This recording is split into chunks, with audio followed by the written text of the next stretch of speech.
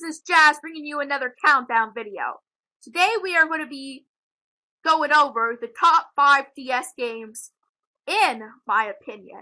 Now guys, this is my opinion, so please don't hate. I got one rule for this list, and it is no repeat franchises. The only exception to this is I'm allowed a spin-off from the franchise, but no two main series of a game. That way, I mean, if that was the case, I'm pretty sure all Pokemon would hit this list. So that's to be fair. So now enjoy the top 5 DS games in my opinion. Let's get on to number 5.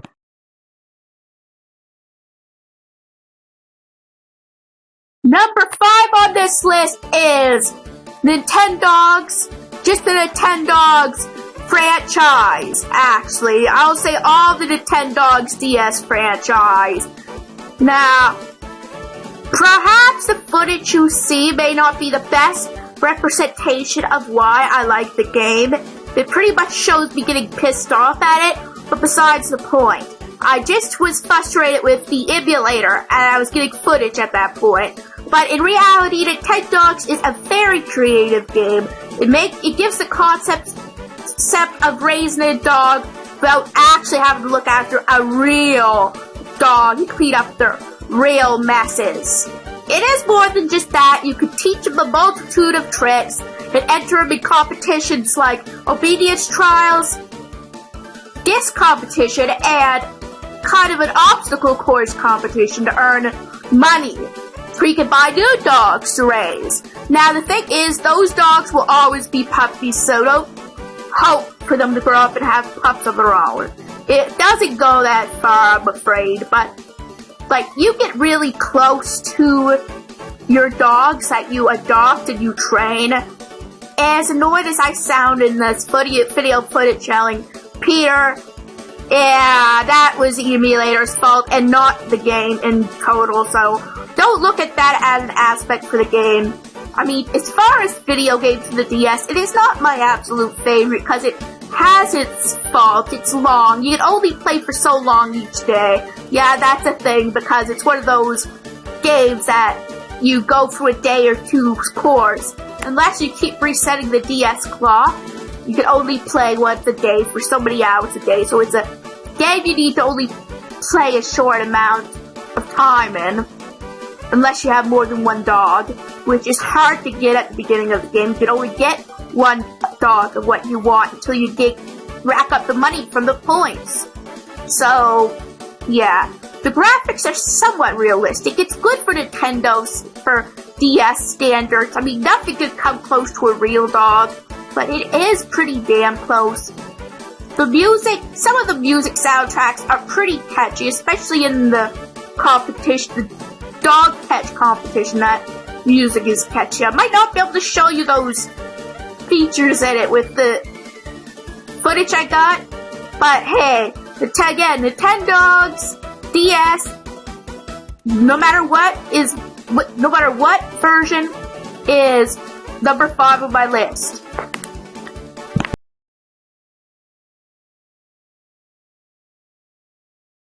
Phoenix Wright Ace Attorney rides its way in at number 4.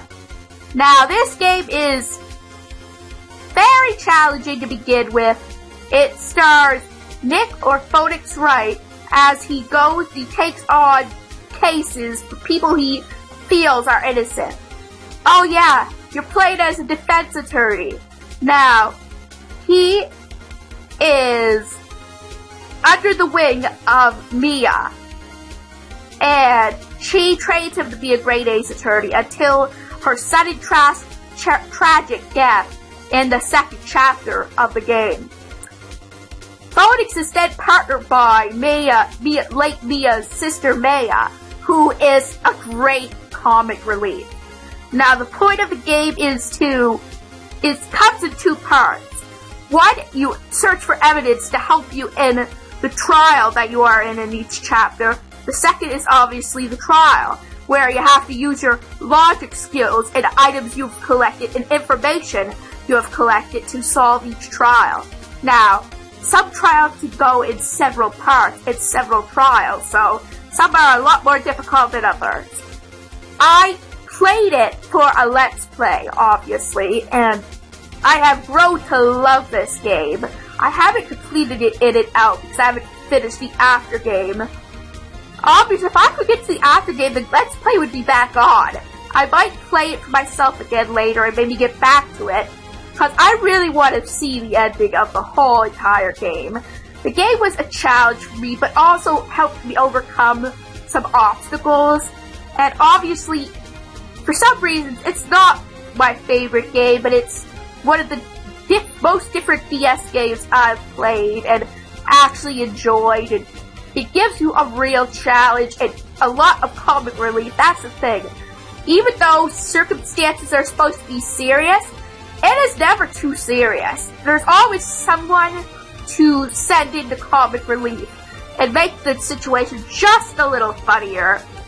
Sometimes I don't get where some of these characters come from, but I love them. Even the bad guy just gives me a good laugh. And who doesn't love Polly?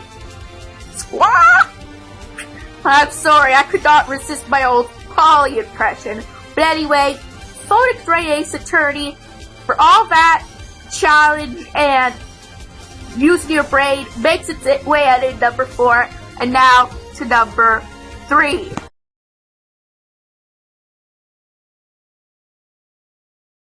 One of the hardest DS games to find now, Digimon World DS makes it in at number 3. What can I say about this game? Well, I've played it several times, and it certainly is not copying Pokemon. Anyway, this game pretty much has one of the more unique plots in Digimon, the games that I've played. It's a little bit more satisfying than some of them. The point is, you're sent to the digital world and hope to make friends with Digimon. There, you can go work towards all the ranks, including Tamer King, which means you have to trade as many Digimon as you can. You may get Digimon through scan data by battling each Digimon several times. And there is also a story mode where through it's like a mini stories. You go through several parts of the story before you get one rank, and as you go up in the rank, more story progresses. Now, one negative I would really say about two negatives I would say about the game is, one, way too many damn battles. I thought Pokemon was bad for that. And two, the main aspect of the story isn't really available till you're about the gold rank.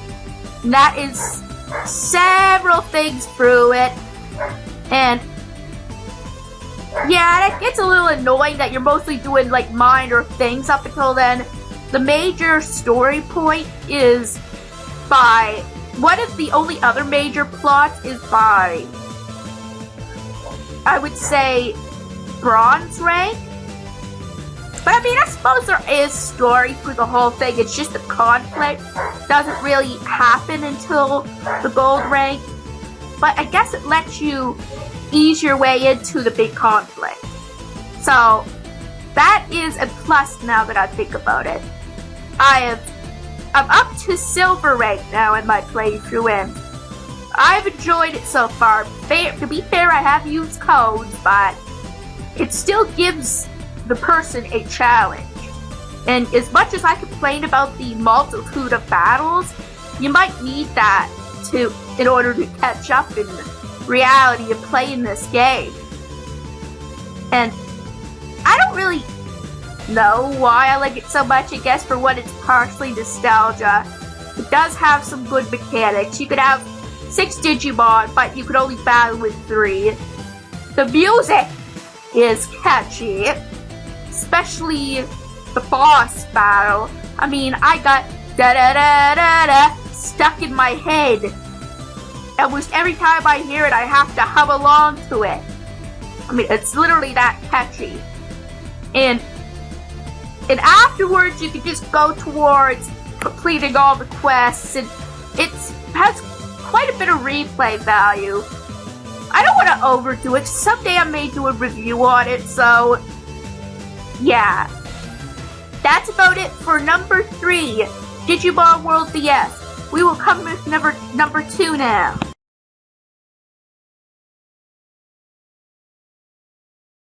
Getting the silver ribbon at number 2 is Pokemon Soul Silver version.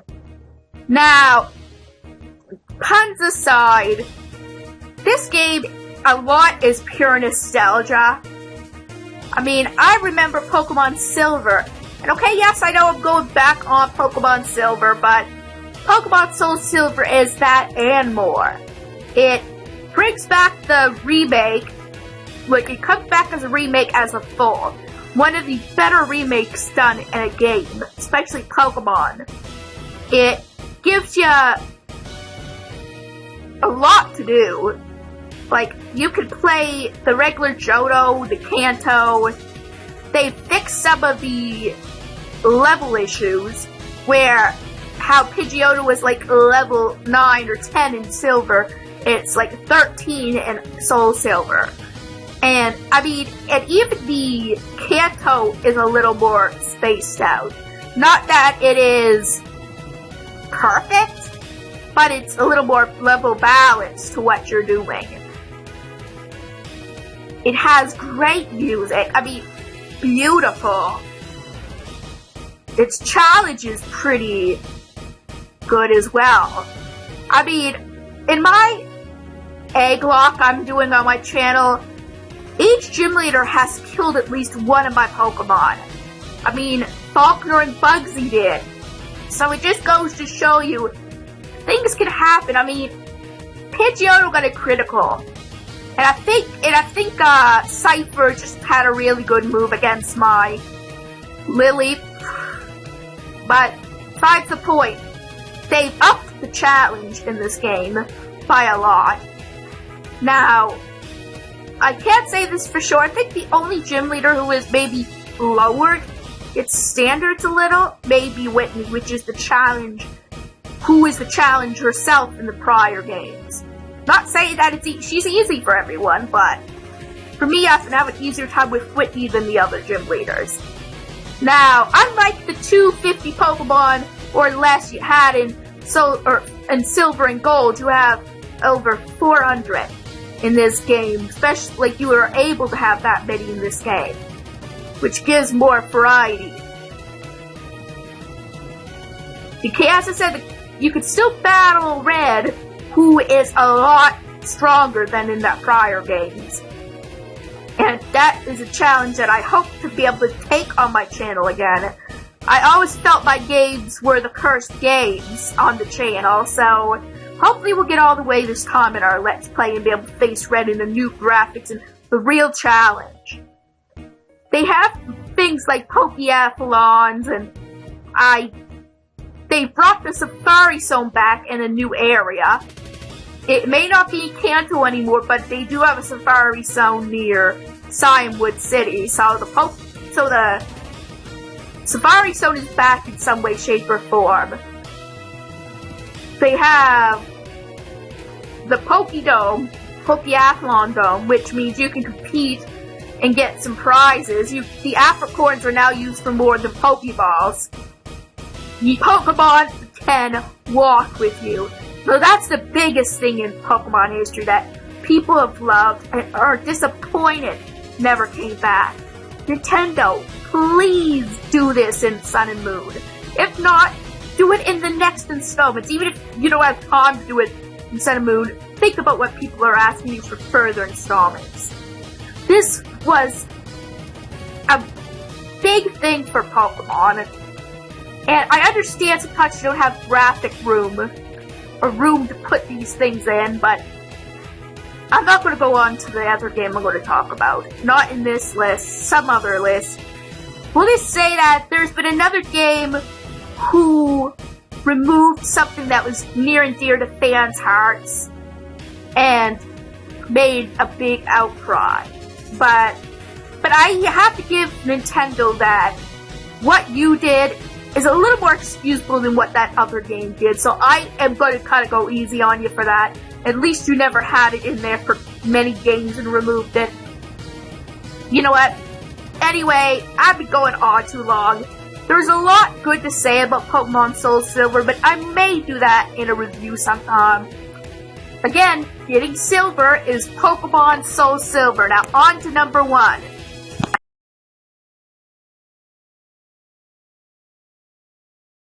Soaring its way into number 1 is Pokemon Mystery Dungeon Explorers of Sky.